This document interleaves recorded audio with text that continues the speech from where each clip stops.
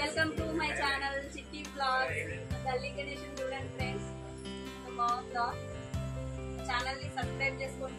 చిట్టి blog subscribe చేసుకోండి friends.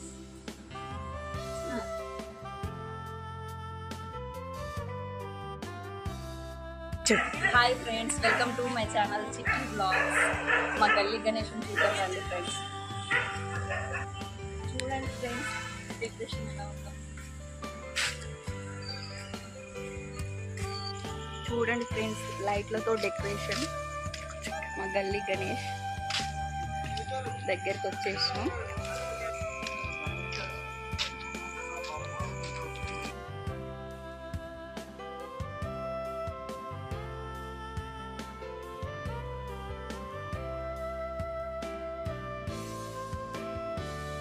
చూడండి ఫ్రెండ్స్, మా గల్లీ గణేష్ ఎంత పెద్దగా ఎంత అందంగా ఉన్నాడో చూడండి.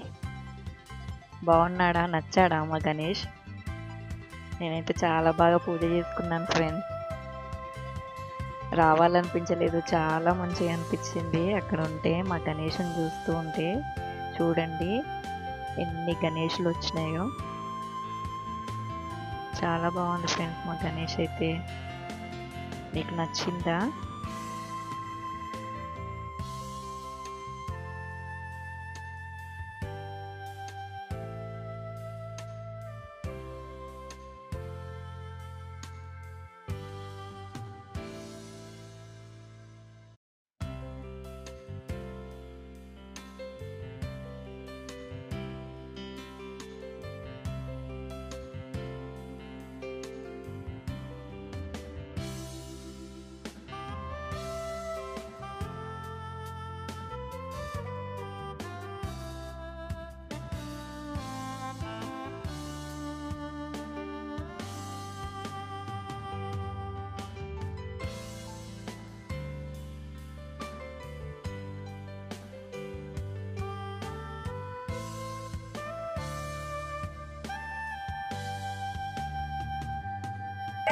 Hi friends, welcome to my channel చిట్టి బ్లాగ్స్.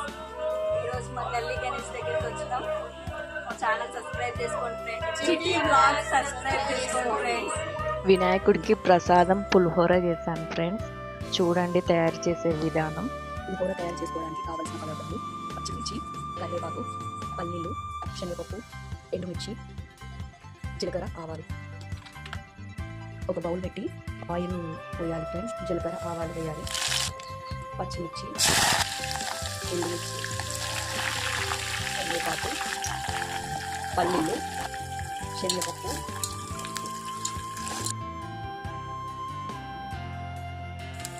మిరియాలు, పసుపు, చింతపండు గుజ్జు పోయాలి ఫ్రెండ్స్.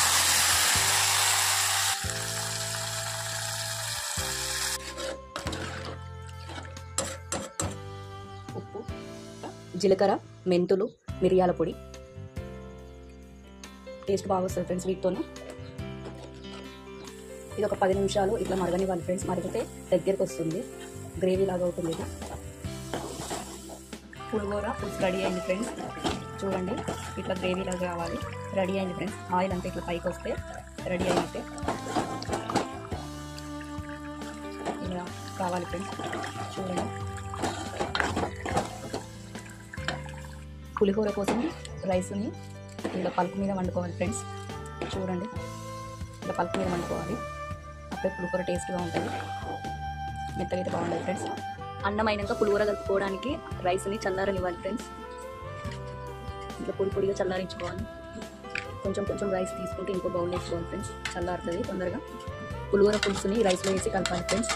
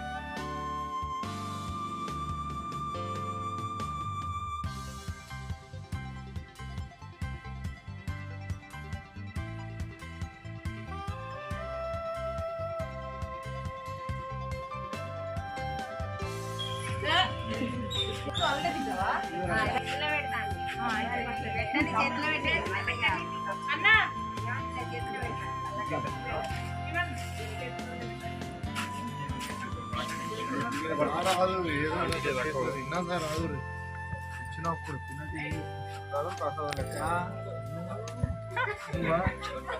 రెండు మెక్కులు పెట్టి ఇక రెండు మెతుకులు ఆగినాయి.